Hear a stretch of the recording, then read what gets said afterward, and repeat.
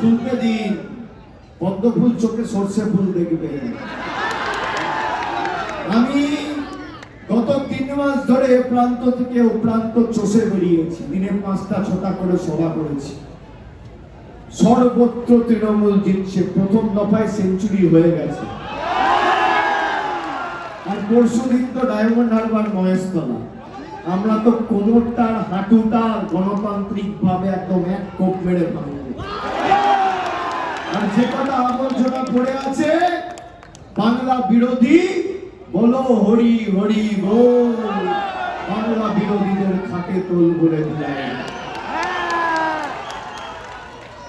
আমরা মাছ খাবো না মাংস খাবো, উনি ঠিক করবেন। আজকে দেখছেন বিজেপি প্রার্থীদের অবস্থা, বাংলাকে পাল্টাতে এসেছিল, নিজেরাই পাল্টে গেছে। হাতে বোয়াল, রুই, কাতলা, ইলিশ নিয়ে প্রচার করতে হচ্ছে। আমাকে মনে করিয়ে দেবে, সুভাষিসদাকে বলে গেলাম, এই বিজেপির প্রার্থীকে ধরে 4 তারিখ রেজাল্ট বেরোবে, 1 মাসের মধ্যে মাছের বাজারে নিয়ে গিয়ে ঘাড় ধরে মাছও কাটাবো, মাছ বিক্রি হবে। দেখবো বাঙালিকে অপমান করা না, কত ধানে কত চাল হিসেব হবে। আমাদের সৌজন্যতা, আমাদের ভদ্রতা নয়, আমাদের দুর্বলতা নয়। অনেক তোমাদের সাথে ভদ্রতা হয়েছে। স্বাধীনতার 80 বছর পরে, 79 বছর পরে বাঙালিকে লাইনে দাঁড়িয়ে নরেন্দ্র মোদীকে নাগরিকত্বের প্রমাণ দিতে হবে যে আমি এই দেশের নাগরিক। কে হে তুমি? কে? মানুষ যখন বিপদে পড়ে তখন একবার টিকি খুঁজে পাওয়া যায় না, কোভিডের সময় দেখা যায় না, SIR এর সময় একবার কেউ পাশে এসে দাঁড়ায় না, বিপদে আপদে মানুষ পায় না।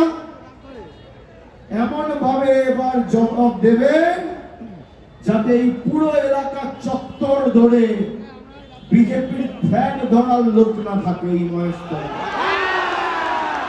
এমনিতেই কিছু নেই, সিপিএম এর 2 নম্বরই জল্লাদ গুলো গেছে, এদিক ওদিক নাম লিখিয়েছে, আর তৃণমূলের কিছু আবর্জনা গেছে, কোথাও থেকে পচা আলু আর কোথা থেকে পচা পেঁয়াজ, সব পচা উচ্ছিষ্ট জিনিসগুলোকে নিয়ে একটা জগা খিচুড়ি তৈরি করার চেষ্টা। আরে এই জগা খিচুড়ি খেলে তো পেট খারাপ হবে।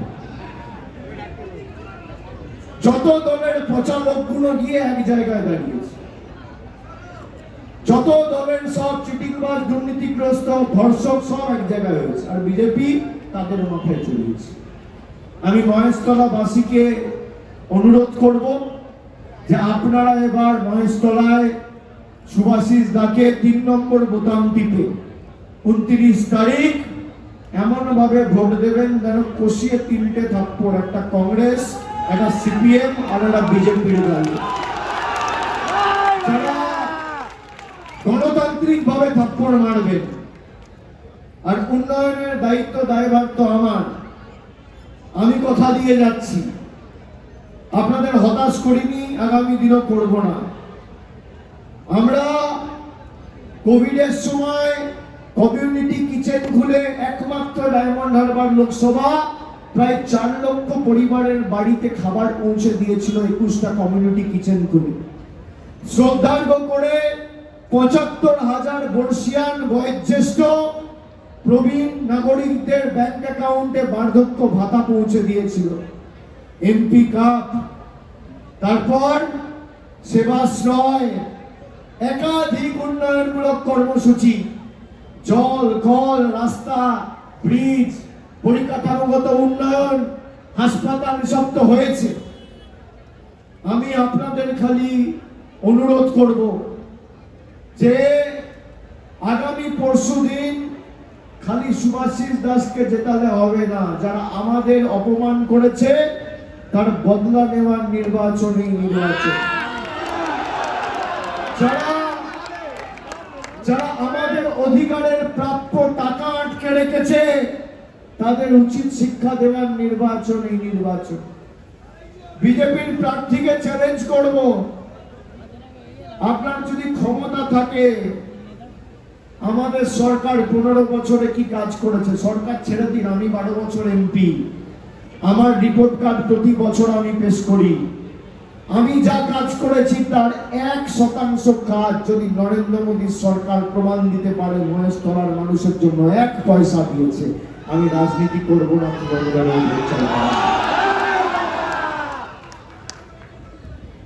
তারা ধর্মের নামে রাজনীতি করে, মানুষে মানুষে ঝগড়া লাগায়, যাদের কাছে কোনো রিপোর্ট কার্ড নেই, যারা মানুষের বিপদে আপদে থাকে না।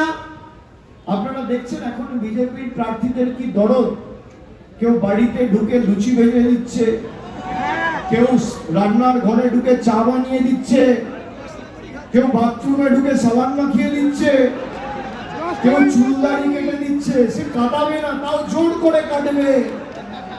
এই বিজেপির যেটা দাঁড়িয়েছে তৃণমূলের আবর্জনা, কাল পরশু পারলে যারা পারবে চুলদাড়ি কাটিয়ে নাও, 2 দিন আছে, তারপর ভোকাট্টা, তোমার দেখা নাই রে, তোমার দেখা না। থাকবে তৃণমূল, থাকবে জোড়া ফুল। আমরাই মানুষের পাশে ছিলাম, আছি, থাকবো, ব্যতিক্রম হবে না। আগে মানুষ ভোট দিয়ে সরকার নির্বাচিত করত, মোদি এখন ঠিক করছে ভোট কে দেবে। কালকে ঠিক করবে বাইরে কে হাঁটবে, কে কার সাথে কথা বলবে, কে কি রঙের জামা পরবে, কে কোন রাস্তা দিয়ে হাঁটবে। আরে এটা তো উত্তরপ্রদেশ নয়, এটা তো গুজরাট নয়। যারা আমাদের মনীষীদের, বীর বিপ্লবীদের অপমান করে, তাদের বাংলা ছেড়ে কথা বলবে না।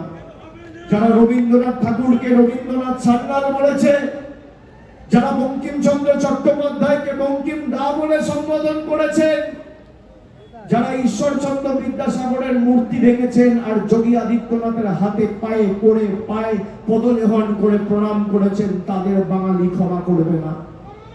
আমি মনে করি যারা বাংলায় রয়েছে, যদি মাটিকে এতটুকু ভালোবেসে থাকে, আর যাই হোক, সে কোনোদিন বিজেপিকে সমর্থন করতে পারবে না, যে অত্যাচার বিজেপি বাঙালির প্রতি করেছে।